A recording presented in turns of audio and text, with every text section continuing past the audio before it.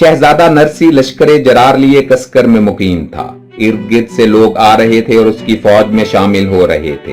वो मजे से बैठा अपनी ताकत बढ़ा रहा था। सोच रहा था कि जाबान का मुकाबला ये भूखे अरब नहीं कर सकेंगे।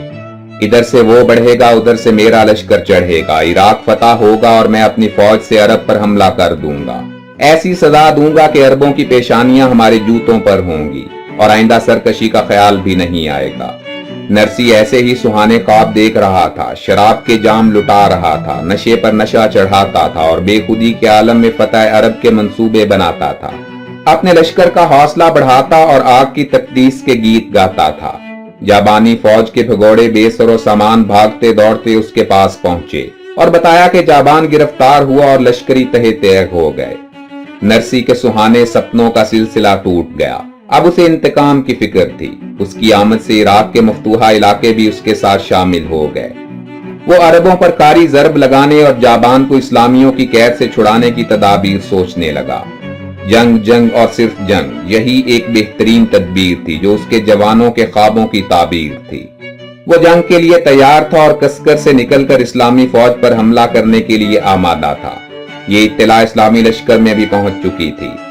अबू उबैदा रजी अल्लाह ताला अन्हु सिपा सालार अफवाज इस्लामिया ने खामोशी से दरियाए फुरात को अबूर किया और नरसी के मुकाबिल आ गए। उसे उम्मीद भी नहीं थी कि अरबों में इतना हौसला और जुर्रत होगी कि ईरानी लश्कर पर बढ़कर हमला करें। नरसी ने बड़ी काबिलियत से सफें दुरुस्त की।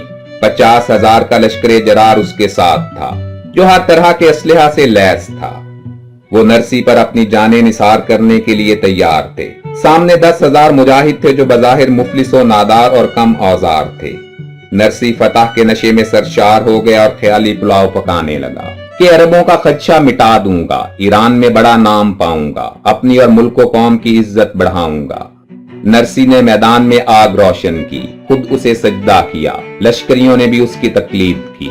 रुस्तम और असफन यार को याद किया, बुजुर्गों की रूहों से मदद मांगी, तबले जंग बजवाया, लश्कर का जोश बढ़ाया और फिर अपनी पहली सफ को हमले का हुक्म दिया। जीरापोश जंगजू बढ़े, सैलाब की तरह चढ़े, मुजाहिदीन पर हमला किया। मान नारा तकबीर गूंजा, मुजाहिदीन ने हथियार उठाए, खुदा का नाम जुबान पर लाए। जीरापोश सफ पर नेजों से हमला कर दिया और पल भर में खून के दरिया बहा दिए। लाशों से मैदान भर गया। ईरानियों की पहली सफ कट गई, दूसरी बढ़ी मगर सहमी सहमी और डरी डरी सी।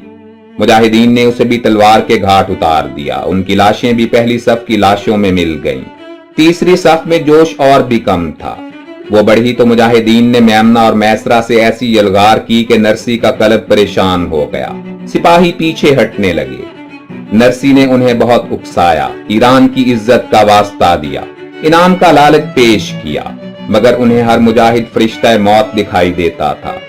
वो पीछे हटे और हटते ही गए। मुजाहिदीन की तलवारें उन्हें पकी हुई फसल की तरह काटती गईं।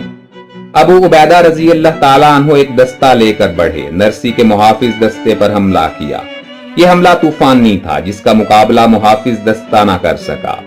जो तलवार से बचे वो भागे। नरसी अपने भगोड़ों में सबसे आगे था।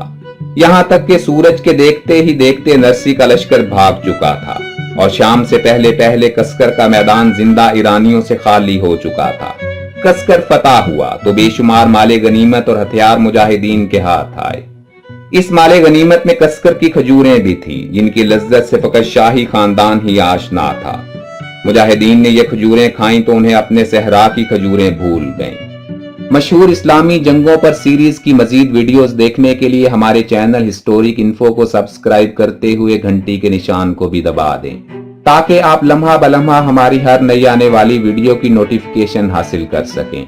बशर्ते जिंदगी जल्द ही दोबारा मुलाकात होगी। अपना भरपूर ख्याल रखिएगा। अल्लाह हाफिज।